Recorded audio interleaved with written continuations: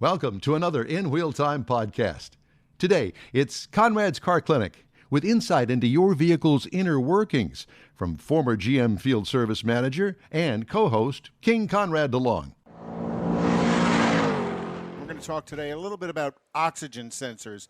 You know, everybody talks about having a faulty oxygen sensor in their car. An oxygen sensor basically tells the computer, it's like a nose for the computer, and it tells the computer how much oxygen is in the airstream of the exhaust system, and it takes it at multiple points in the exhaust system to tell the efficiency of the catalytic converter. So the first thing is it goes, how much oxygen's in the exhaust stream before the catalytic converter, and then it does the same thing after the catalytic converter to determine whether or not the catalytic converter is cleaning itself efficiently.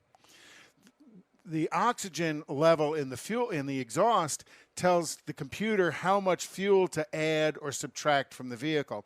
My personal opinion, lots of oxygen sensors are being replaced because the car sets an O2 code that's caused by something else. A vacuum leak will cause an oxygen sensor code because it's lean. So the O2 sensor says it's lean because there's an air leak inside the induction system. So the O2 sensor says it's lean. Well, somebody goes and gets a quick read on an oxygen sensor at the parts store, and they sell them an oxygen sensor, and they put it on. Well, that doesn't fix the reason it's lean, so they still have to go back and fix the vacuum leak.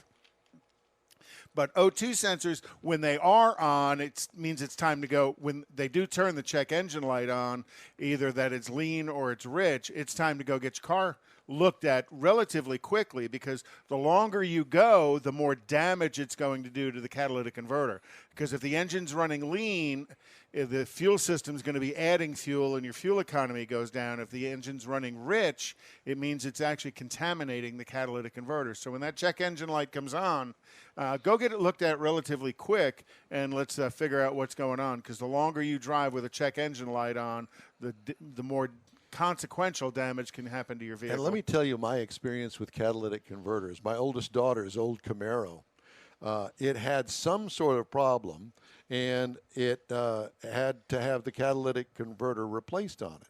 I bought it. It was used, right? The car, V6 cylinder engine. Well, I put an aftermarket catalytic converter on it. It went out. Yeah. And then, because it was cheap, that's why I bought it. And then I had to have another one put on it under warranty. And it went out. Yep. It would have been better for me to go ahead and pay the $1,500 that the catalytic converter cost from the factory. Oh, yeah. As opposed to putting $500 ones on. Yeah. And that's actually not uncommon. Catalytic converters, the reason they're expensive is there is what's called noble metal inside, platinum, palladium. It kind of changes, and that is the catalyst. I used to sing at the Palladium, but that's another story. That was in your high pump, in your red high pumps, and yes.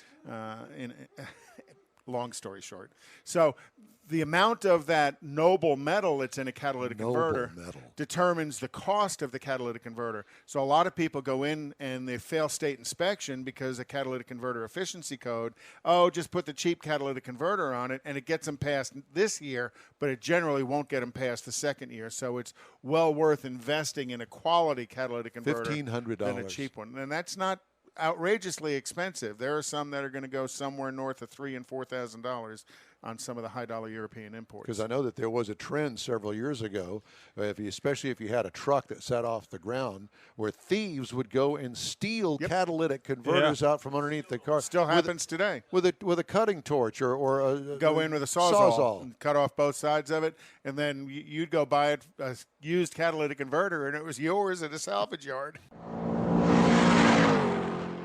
Hey, thanks for checking us out.